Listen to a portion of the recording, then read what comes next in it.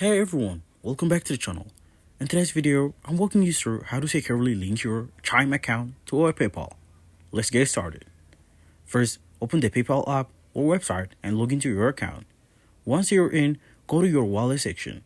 Next, tap a link bank account and select Chime from the list of banks. You will need your Chime account and routing numbers handy. You can find these in the Chime app under Settings and then Account Info. Enter these details carefully in a PayPal.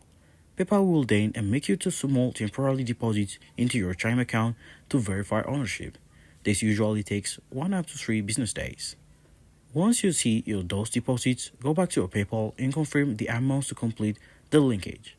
Always ensure you're using a secure internet connection and avoid a public Wi-Fi when entering sensitive details. And that's it. Your Chime account is now securely linked to a PayPal. If this helped, don't forget to like and subscribe for more handy tips. Let me know in the comments if you have tried this method. Thanks for watching and see you in the next video.